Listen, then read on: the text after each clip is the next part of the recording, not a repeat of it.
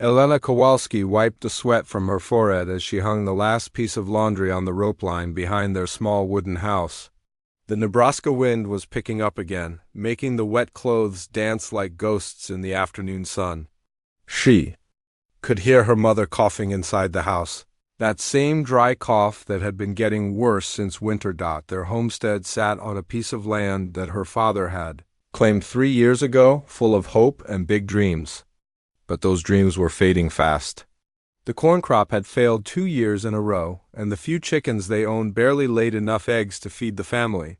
Elena's father worked from sunrise to sunset, but the land seemed determined to fight. Back against every seed he'd planted. At 19, Elena was considered old for marriage in their small community.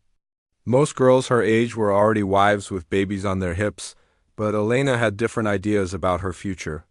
She spent her evenings reading by candlelight, practicing her letters and numbers. She dreamed of becoming a school teacher, maybe.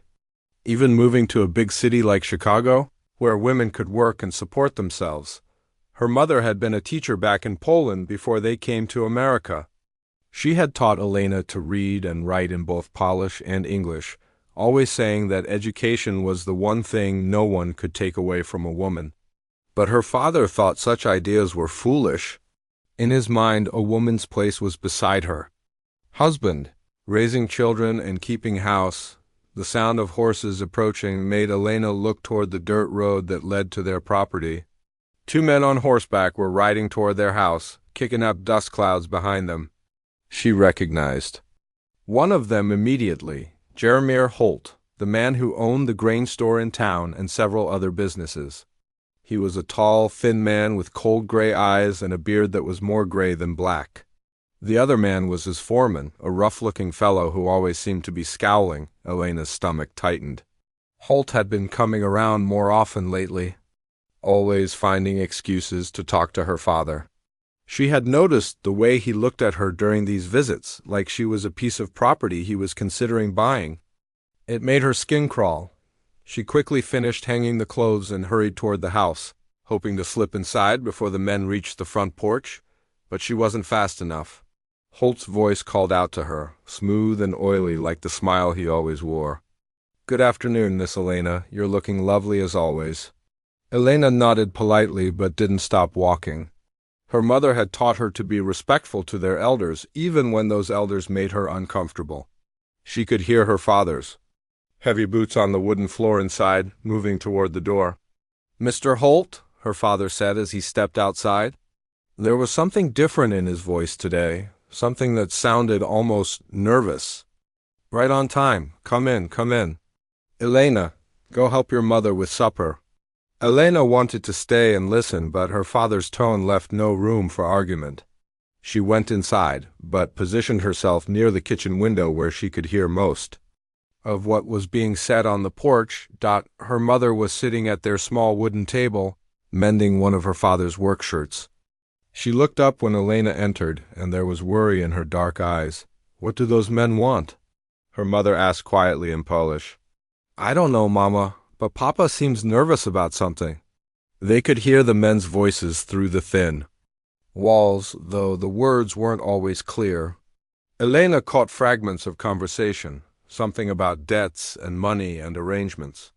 Her heart began to race as she realized they were talking about her. After what felt like hours but was probably only 20 minutes, she heard chairs scraping and footsteps moving toward the door. The men were leaving.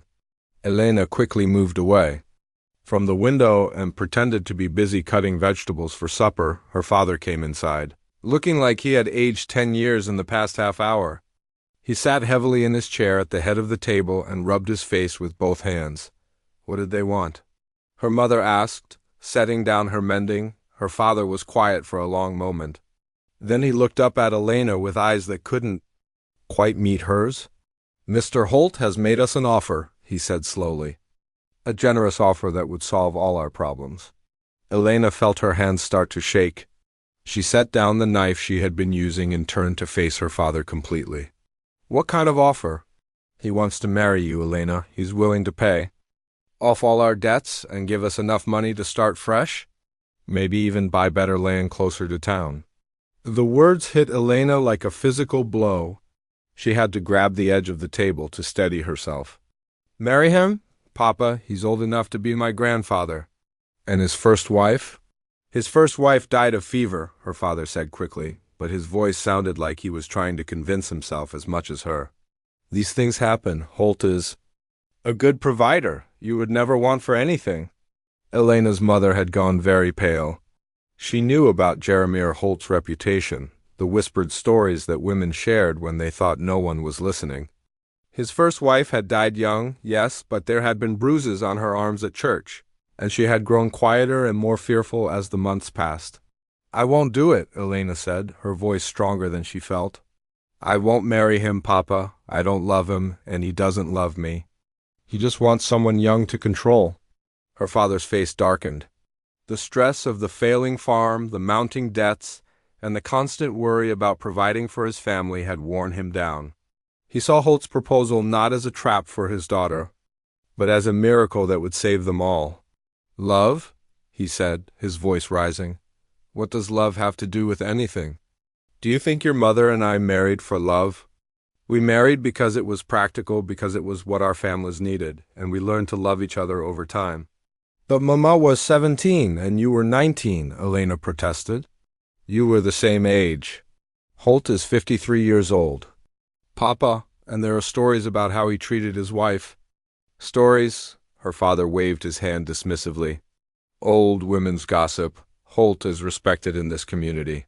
He owns property, he has money, he can give you a good life." Elena looked desperately at her mother, hoping for support. Her mother's eyes were filled with tears, and Elena could see the internal battle she was fighting. She wanted to protect her daughter, but she also knew how desperate their situation had become.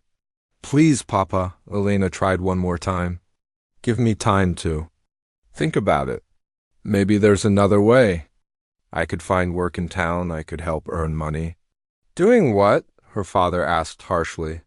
"There's no work for women here except cooking and cleaning for other people, and even that wouldn't pay enough to solve our problems. Holt's offer is the answer to our prayers." "It's the answer to your prayers," Elena said quietly. "Not mine." The silence that followed was heavy and painful. Elena could hear her mother crying softly, trying to muffle the sound with her apron. Outside, the wind was picking up again, rattling the windows and making the whole house creak. Finally, her father spoke again, and his voice was final. "The wedding is set for Sunday, 3 days from now. Holt is being generous by not asking for a long engagement. He wants to get married and start his new life right away." Elena felt the room spinning around her. 3 days. In 3 days, she would be expected to promise her life to a man she feared, to give up all her dreams and hopes for the future. "I need some air," she whispered, and before either parent could stop her, she was out the door and running toward the small grove of cottonwood trees behind their property. She ran until her lungs burned and her legs gave out, then collapsed under the largest tree and let the tears come. The sun was setting, painting the sky in shades of orange and pink that would have been beautiful if her world wasn't falling apart. As darkness began to settle over the prairie, Elena made a decision that would change everything. She couldn't let this marriage happen. She couldn't spend her life being afraid in her own home, watching her dreams die a little more each day. She would run away. Tomorrow night she would take what little money she had been saving, pack her few belongings, and head for the nearest town. Maybe she could find work as a governess or a shop girl. It would be dangerous for a young woman alone, but staying felt even more dangerous. Elena didn't know it yet, but her decision to fight for her freedom would lead to the most terrifying and ultimately the most wonderful experience of her life. Elena waited until the house was completely silent before she made her move. Her parents had gone to bed hours ago, but she could still hear her father's troubled snoring through the thin walls. Her mother had cried herself to sleep, the sound breaking Elena's heart even more than her own fear. The small cloth bag she had packed was hidden under her bed. It contained her mother's old prayer book, the few coins she had saved from selling eggs in town, an extra dress, and the precious letters her mother had written teaching her about Poland. It wasn't much, but it was all she owned in the world. had spent the entire day pretending to accept her fate. When neighbors came by to congratulate her on the upcoming marriage, she smiled and nodded. When her father talked about the ceremony, she listened quietly. But inside, her heart was racing with plans of escape. The nearest town was Bellevue, about 15 miles east. If she walked through the night, she could reach it by morning. She had heard there was a hotel there that might need a girl to help with cleaning and cooking. It wouldn't be the teaching job she dreamed of, but it would be freedom. Elena slipped out of her nightgown and into her traveling dress as quietly as possible. Every small sound seemed loud in the darkness. When a floorboard creaked under her foot, she froze and held her breath, waiting to see if anyone had heard. But the house remained silent. She tiptoed to the kitchen and took a piece of bread and some dried meat from their meager food supplies. Her mother would notice it missing, but hopefully not until Elena was long gone. She left a note on the table, written in her careful handwriting.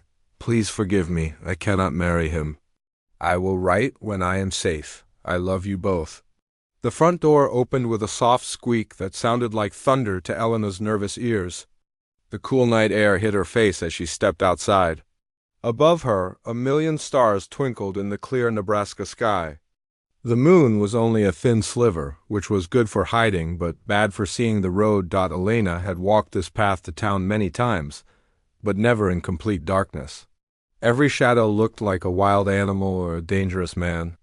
Every sound made her jump. But she kept walking, one foot in front of the other, toward what she hoped would be a new life. The hours passed slowly. Her feet began to ache in her worn shoes, and the small bag felt heavier with each mile. But every step took her further from Jeremiah Holt and closer to freedom. She allowed herself to imagine working in the hotel, earning her own money, maybe even saving enough to continue her education. Dawn was just beginning to paint the eastern sky pink when Elena heard the sound that froze her blood. Horses riding fast behind her. She turned and saw 3 riders approaching, their horses kicking up clouds of dust in the morning light. Even at a distance, she recognized the lead rider. It was Holt himself, and he looked furious. Elena ran. She left the road and headed across the prairie, hoping the tall grass would hide her. But she was already exhausted from walking all night, and the men on horseback caught up to her easily. Holt's foreman grabbed her arm and pulled her roughly to her feet. Well, Holt said, his voice cold as winter ice. The little bride decided to take a morning walk. "Let me go," Elena said, trying to keep her voice brave even though she was terrified. "I'm not your bride. I never agreed to marry you." Holt laughed, but there was no humor in it. "Your father agreed. That's all that matters. In this territory, daughters obey their fathers and wives obey their husbands. You're going to learn that lesson today." They forced Elena onto one of the horses and rode back toward town. But instead of taking her home, they went straight to her father's house. Holt pounded on the door until her parents came outside, both looking confused and frightened. "Your daughter tried to run away," Holt announced loudly. "She was walking toward Bellevue in the middle of the night like some common runaway." Elena's father looked like he had been struck by lightning. Her mother gasped and covered her mouth with her hands. "Elena, how could you?" Her father said, his voice full of shame and anger. "How could you bring such disgrace on our family?" "I won't marry him, Papa," Elena said, tears streaming down her face. "Please don't make me. I'll work hard, I'll help with the farm, but please don't make me marry him." But her father's face had hardened. The neighbors were starting to come. Out of their houses, drawn by the commotion, word would spread quickly through their small community. In his mind, Elena had not just disobeyed him, she had humiliated him in front of everyone. "She needs to learn respect," Holt said, his voice smooth and reasonable. "A wife who runs away brings shame to her husband. This kind of behavior has to be corrected before our wedding, or she be a poor example to other young women in the community." Elena's mother stepped forward.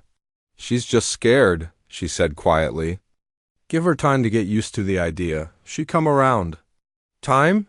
Holt's voice grew sharp. "I've been patient enough. I've offered a generous bride price, I've agreed to a quick wedding, and this is how she repays my kindness?" "No, she needs to understand the consequences of defying her betters. He turned to Elena's father. In the old country, disobedient daughters were taught lessons that the whole community could see.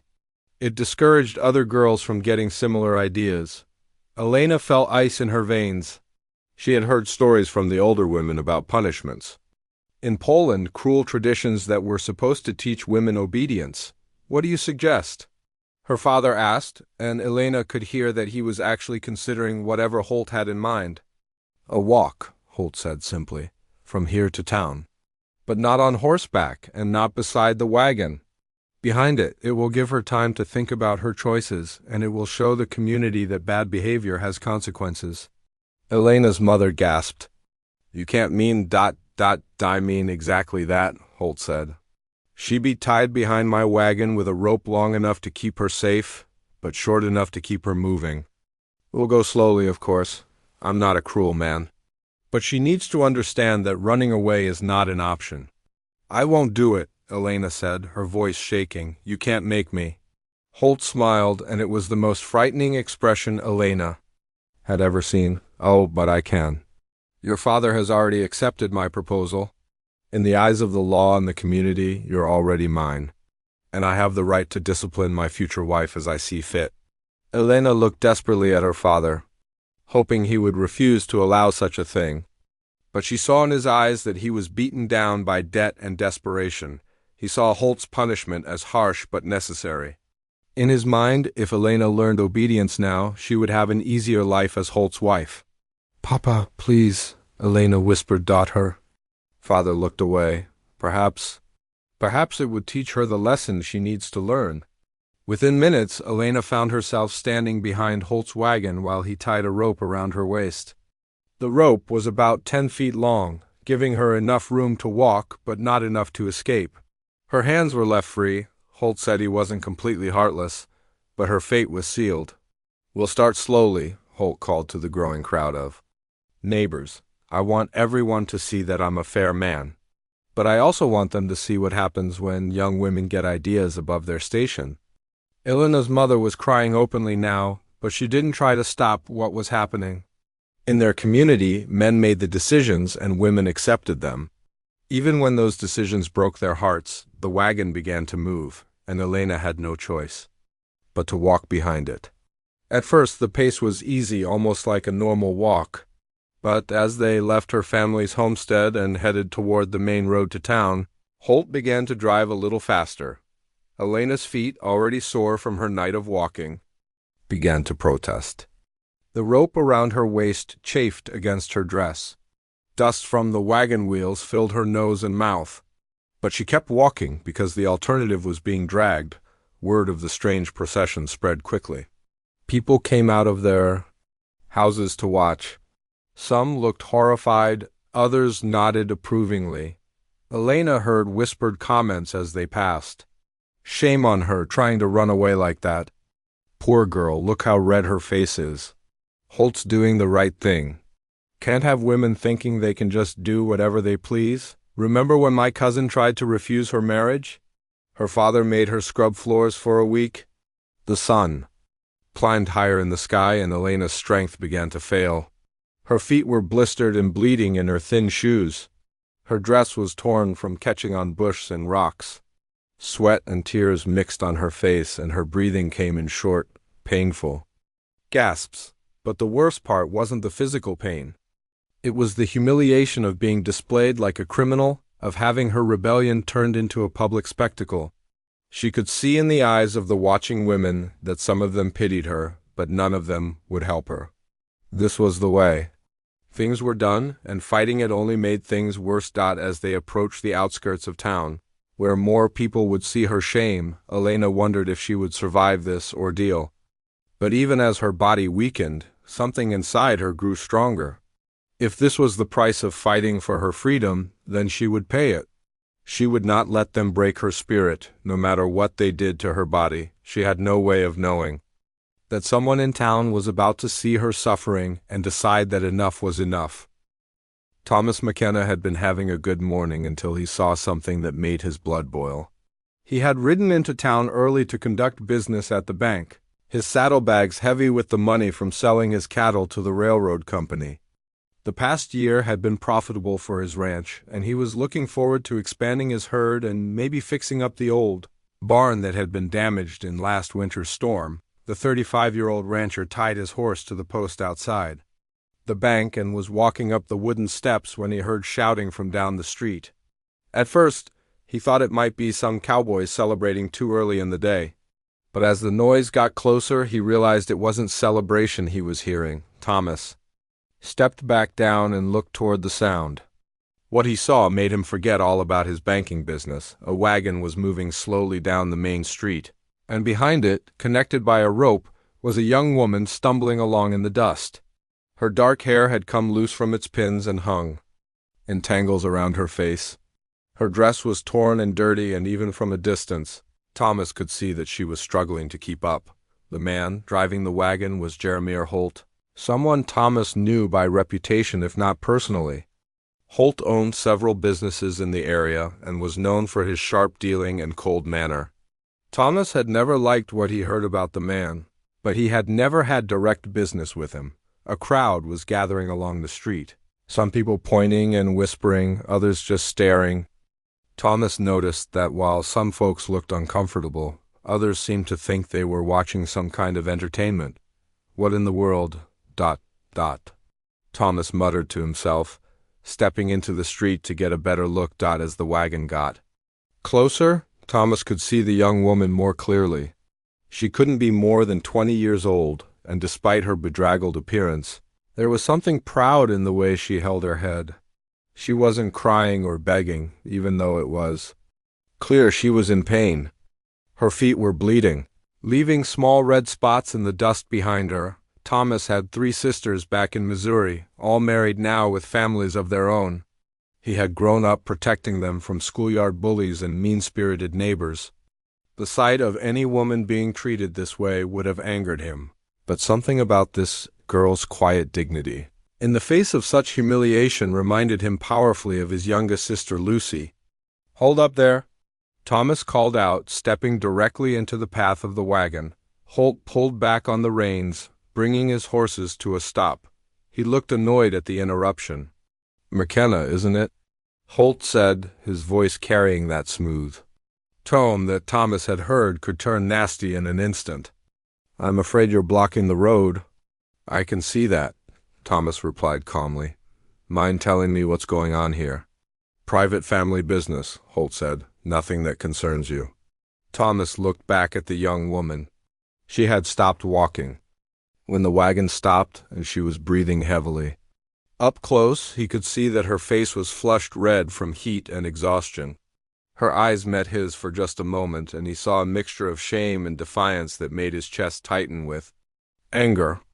"Looks like it concerns the whole town, seeing as how you're making a public spectacle of it," Thomas said, his voice still calm but with an edge creeping in. By now, more people had gathered. Thomas recognized the bank president, the general, store owner, and several other local businessmen. He also saw some of the women from town, including Mrs. Henderson, who ran the boarding house, and Dr. Martinez's wife. "The girl tried to run away from her wedding," Holt explained, as if that settled everything. "She needs to learn that there are consequences for such behavior." Her father agreed that this lesson was necessary. Her father agreed to this? Thomas asked, looking around at the crowd. Several people nodded, as if this explanation made perfect sense. "She's to be my wife on Sunday," Holt continued. "I have the right to ensure she understands her duties." Thomas felt his jaw clench. He had been married himself to a wonderful woman named Catherine, who had died 3 years ago, bringing their stillborn son into the world. Catherine had been his partner in every sense of the word. She had helped make decisions about the ranch, had expressed her opinions freely, and had never once been afraid to disagree with him when she thought he was wrong. The idea of treating a woman like property, of humiliating her in public to force obedience, went against everything Thomas believed about marriage and partnership. "She doesn't look like she's agreed to be anyone's wife," Thomas observed. Holt's expression darkened. "What she wants is not the issue.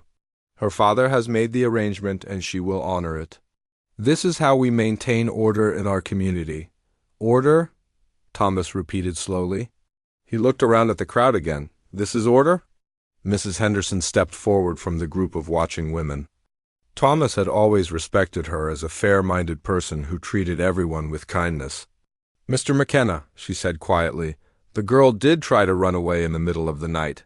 Her parents are very upset. So upset they agreed to let her be dragged through town like a criminal?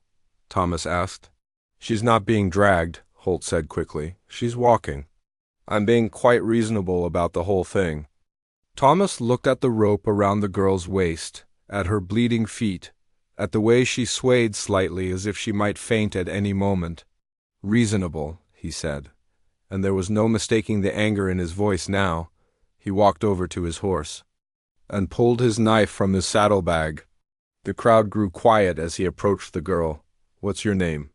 He asked her gently. Elena, she whispered, her voice hoarse from dust and exhaustion. Elena, I'm Thomas McKenna. I'm going to cut this rope now, and then we're going to get you some help.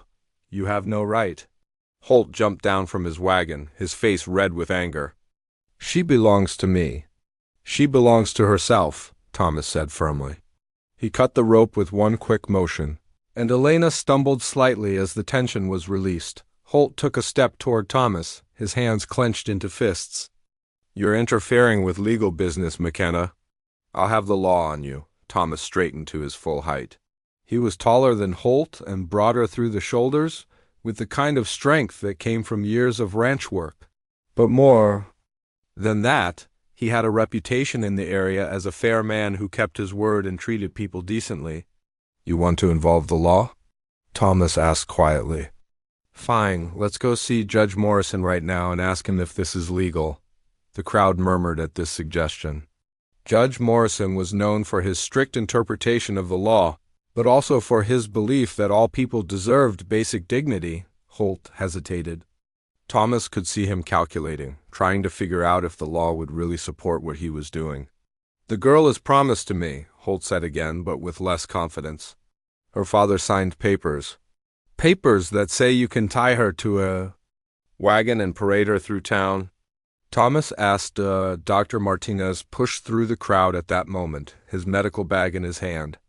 He took one look at Elena and immediately went to her side. This girl needs medical attention, he announced loudly. Look at her feet, she could have serious injuries. Thomas gently took Elena's arm to steady her. She looked up at him with eyes that were grateful but still wary. Can you walk to the doctor's office? He asked softly. She nodded, though Thomas could see it was going to be difficult for her. I'll carry you, he said simply, and before anyone could protest, he lifted Elena into his arms. She was lighter than he expected, and he could feel her trembling from exhaustion and shock. As he carried her toward the doctor's office, he could hear Holt shouting behind him, but Thomas didn't look back. The crowd followed them, everyone talking at once. Thomas could hear people arguing about whether he had done the right thing, whether Holt had the right to treat Elena as he had, whether a woman could really refuse a marriage that her father had arranged. At the doctor's office, Thomas gently set Elena down in a chair while Dr. Martinez and his wife began tending to her injuries. Mrs. Martinez brought water and clean cloths, speaking softly to Elena in Spanish and English, trying to comfort her. She be fine, Dr. Martinez told Thomas after examining Elena's feet. The cuts aren't deep, but she needs rest and proper care. Holt appeared in the doorway, still angry but trying to control himself in front of the doctor. I want her back, he said. She's mine by right, and I won't have some stranger interfering with my affairs. Thomas turned to face him. She's not going anywhere with you today. And just where do you think she'd go? Holt asked with a nasty smile. Back to her family? They don't want her anymore. She's disgraced them. I'm the only one willing to take her now. Elena made a small sound of distress, and Thomas saw her face crumple as she realized Holt might be right. Where could she go? A young woman alone had few options in this territory. Thomas made a decision that surprised even himself. She come with me, he said. To my ranch.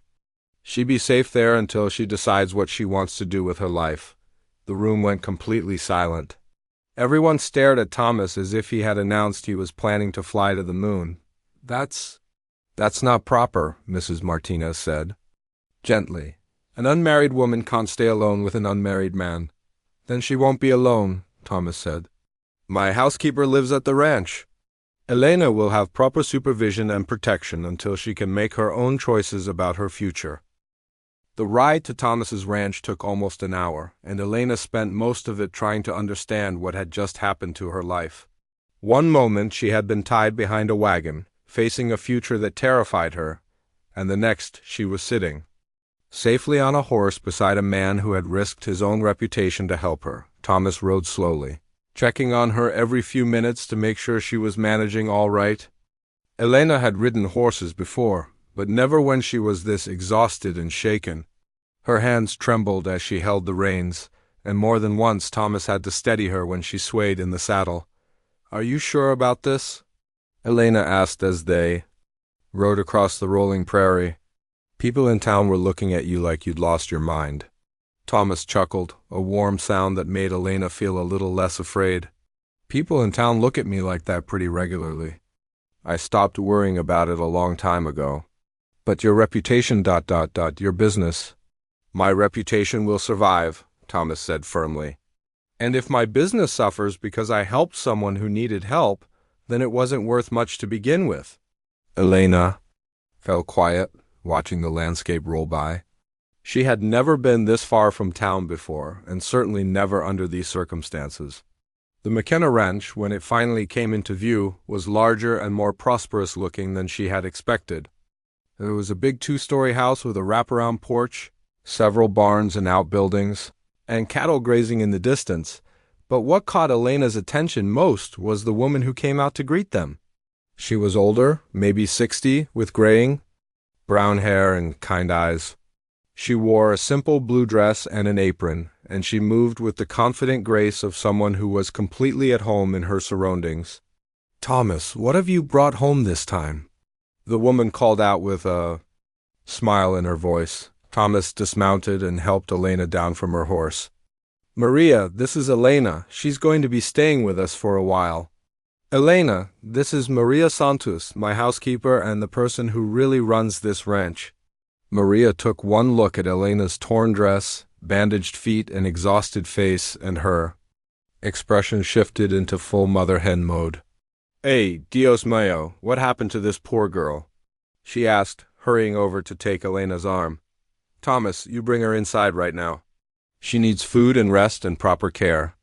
Within minutes, Elena found herself sitting in Maria's warm kitchen, a cup of hot tea in her hands and a plate of fresh bread and butter in front of her.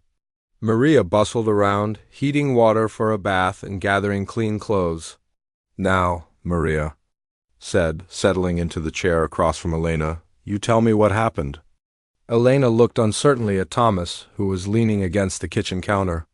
She wasn't sure how much she should say, or whether these people would understand her situation.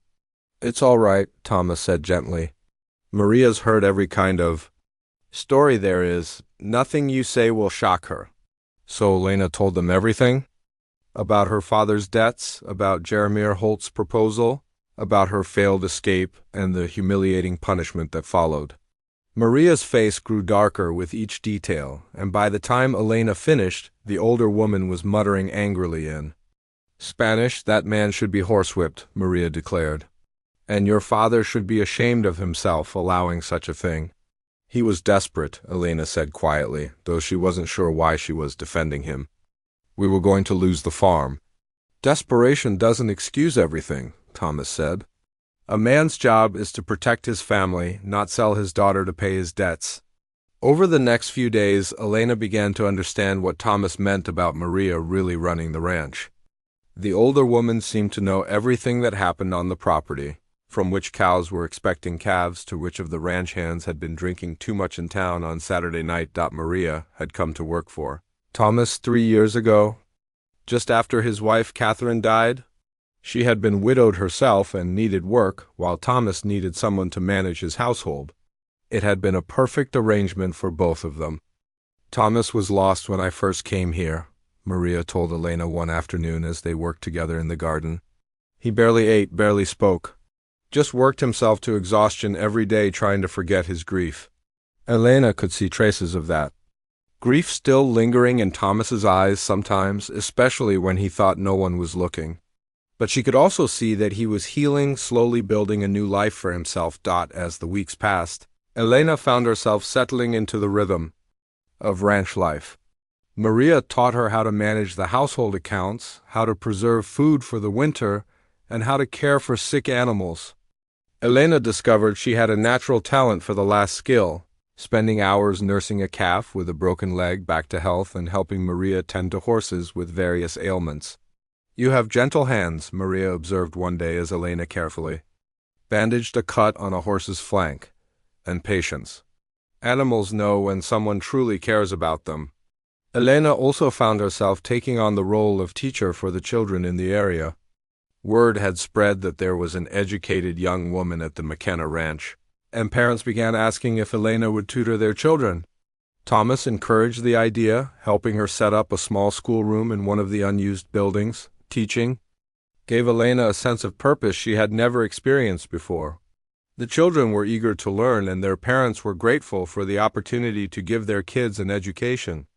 Elena taught reading, writing, arithmetic, and even some basic geography and history.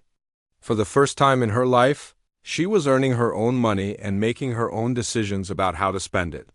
But even as Elena began to feel at home on the ranch, she knew that Jeremiah Holt hadn't forgotten about her. Thomas received several visits from men claiming to represent Holt, demanding that Elena be returned to fulfill her father's agreement. Each time, Thomas politely but firmly sent them away. "He's not going to give up easily," Thomas warned Elena after one such visit. "Men like Holt don't like being crossed, especially in public." Elena knew he was right. She had seen the hatred in Holt's eyes that day in town, and she knew he viewed her escape as a personal insult that needed to be answered. The threat became more real when Elena received a letter from her mother. The letter was short and painful to read. Her father had formally disowned her, declaring that she was no longer his daughter unless she returned immediately and married Holt as promised. Her mother begged Elena to come home, saying that the family was being shunned by their neighbors and that her father's health was failing from the stress. Elena cried when she read the letter, not just from sadness but from anger. She had hoped that her parents would eventually understand her choice, but instead they were blaming her for the consequences of her father's deal with Holt. "I'm sorry," Thomas said, finding her crying in the garden that evening. "I know how much you hoped they would come around." "I keep thinking I should go back," Elena admitted through her tears. "Maybe if I just accept my fate, things would be easier for everyone." Thomas sat down beside her on the wooden bench he had built near Maria's flowers. "Would they really be easier? Or would you just be trading your misery for theirs?" Elena looked at him, surprised by the question. "Your father made a choice when he agreed to Holt's proposal," Thomas continued. "He chose money over your happiness. Now he has to live with the consequences of that choice. You shouldn't have to sacrifice your entire life to fix his mistake. But what if something happens to him? What if the stress really does make him sick? Then that's tragic," Thomas said gently. "But it's still not your fault, and it's still not your responsibility to fix it by destroying your own life." Elena found herself really looking at Thomas for the first time in weeks. She had been so focused on her own problems and adjusting to life at the ranch that she hadn't paid much attention to the man who had saved her. Now she noticed things about him that she had missed before. He was kind but not weak. He listened to other people's opinions but made his own decisions. He treated his ranch hands fairly and paid them well, which was why they were all intensely loyal to him. He never raised his voice, but when he spoke, people listened. Most importantly, he treated Elena as an equal. He asked for her opinion on ranch business, encouraged her teaching, and never once suggested that she owed him anything for his help. He had given her sanctuary without expecting anything in return except that she be true to herself. As autumn began to paint the prairie in shades of gold and red, Elena realized that something had changed in her feelings toward Thomas. What had started as gratitude had slowly grown into something deeper and more complicated. She found herself looking forward to their evening conversations on the porch. when they would talk about everything from books to politics to their dreams for the future. She noticed how his eyes crinkled when he laughed, how gentle he was with injured animals, how he always made sure she felt included in decisions about the ranch. But Elena also knew that Thomas was still grieving his wife. He spoke of Catherine with such love and respect that Elena sometimes felt like an intruder in his memories. How could she compete with a woman who had been perfect in every way? What Elena didn't know was that Thomas was struggling with his own changing feelings. He had never expected to care about anyone again after Catherine's death, but Elena's courage, her determination to build her own life. Spring arrived early that year, bringing with it wildflowers that painted the prairie in brilliant colors and a warmth that seemed to touch everything, including Elena's heart. She had been living at the McKenna Ranch for almost 6 months now, and what had started as temporary sanctuary had become something that felt remarkably like home. Elena was sitting on the front porch, grading papers from her students, when Thomas rode up from checking on the cattle in the far pasture. She found herself smiling just at the sight of him, something that had been happening more and more often lately. "How did the lessons go today?" Thomas asked, dismounting and tying his horse to the porch rail. "Billy Peterson finally learned to read a whole sentence without stumbling," Elena said proudly. "And little Annie Rodriguez is already working on multiplication. They're all so eager to learn." Thomas settled into the chair beside her, and Elena noticed how his presence made her feel both peaceful and excited at the same time. It was a feeling she had never experienced before, and one that both thrilled and frightened her. "You're a natural teacher," Thomas said, watching her face light up as she talked about her students. "Those children are lucky to have you." The lucky one," Elena replied. "For the first time in my life, I feel like I'm doing something that really matters." They sat in comfortable silence for a while, watching the sun begin to set over the prairie. It was moments like these that Elena treasured most, when she could simply enjoy Thomas's company without worrying about the future or the past. Their peaceful evening was interrupted by the arrival of a rider approaching at full speed. Elena recognized him as Jake Morrison, one of the ranch hands from the neighboring property. "Mr. McKenna," Jake called out as he pulled his horse to a stop. "You need to know Jeremiah Holt was at the Morrison place this afternoon asking questions about Miss Elena." Thomas was on his feet instantly, his relaxed demeanor replaced by alertness. "What kind of questions?" "He wanted to know her daily routine when she goes to town, whether she ever travels alone," Mr. Morrison told him. It was none of his business, but Holt didn't seem deterred. He mentioned something about having legal papers. Elena felt her blood turn cold. She had been so happy at the ranch that she had almost convinced herself that Holt had given up his pursuit. But she should have known better. Men like Holt didn't forget, and they certainly didn't forgive. "Legal papers?" Thomas asked, his jaw tightening. That's what he claimed.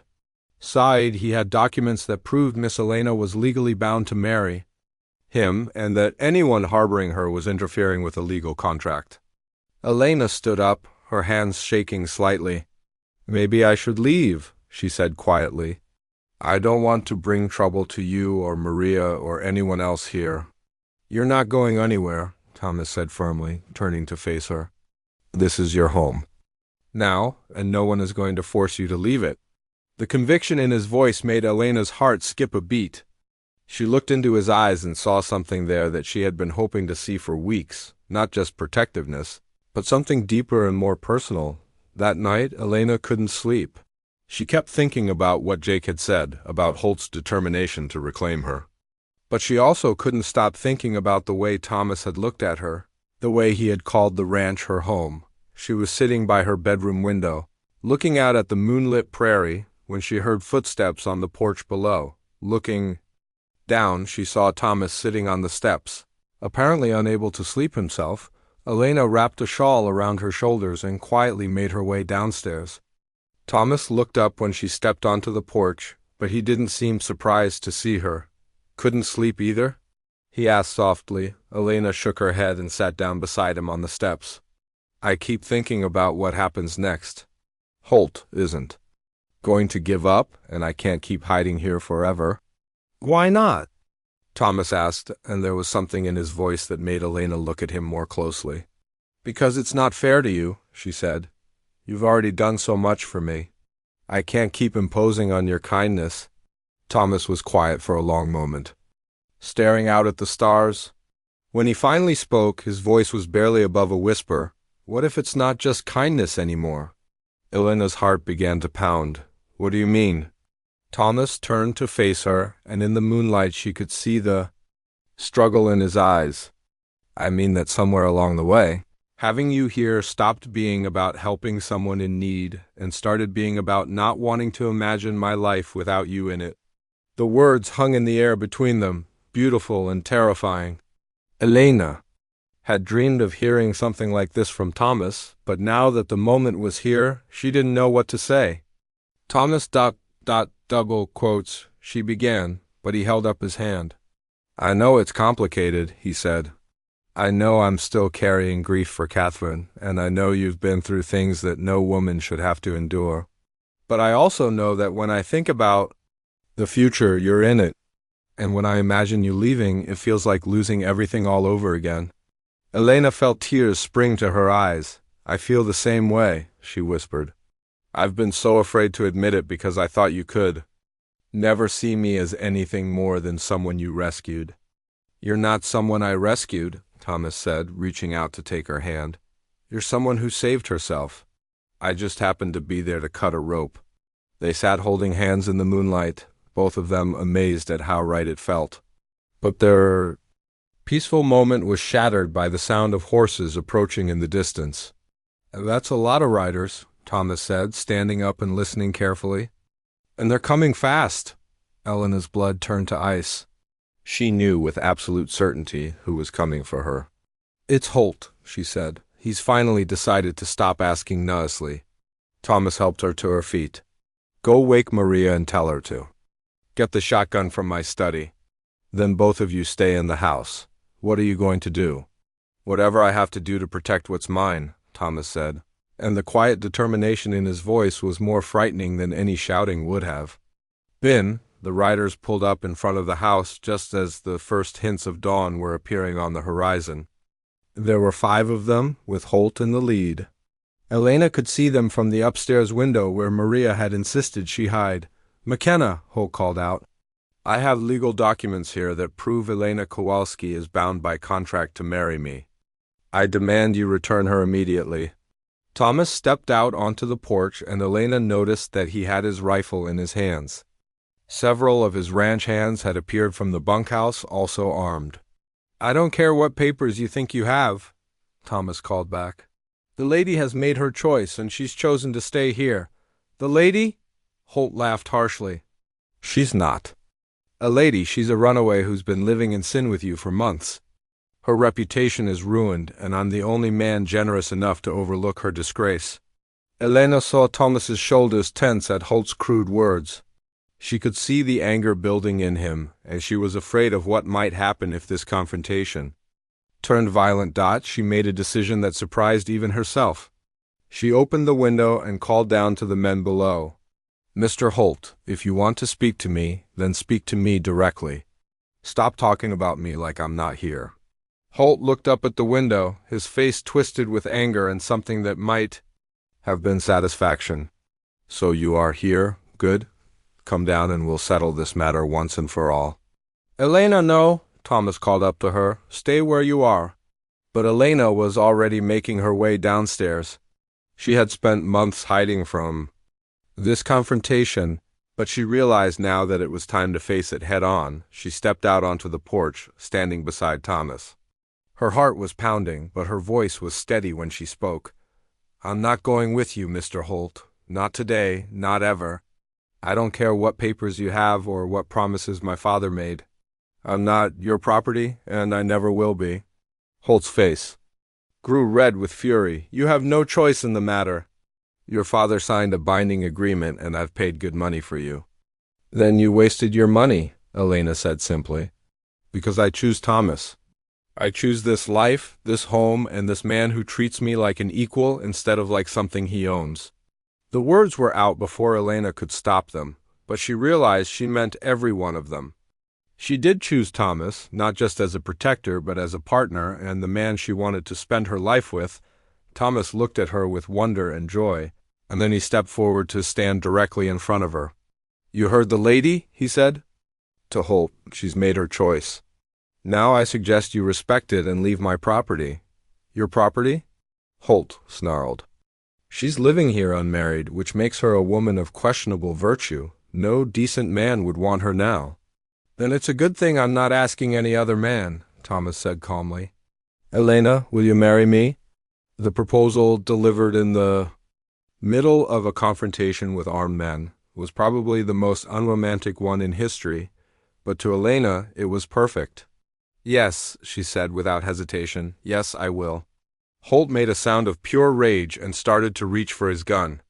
But Thomas was faster, and suddenly every ranch hand on the property had a weapon pointed at Holt and his men. At that moment, they heard more horses approaching. This time it was Sheriff Wilson and 2 deputies, summoned by one of the neighbors, who had heard about the confrontation. "What's going on here?" the sheriff demanded.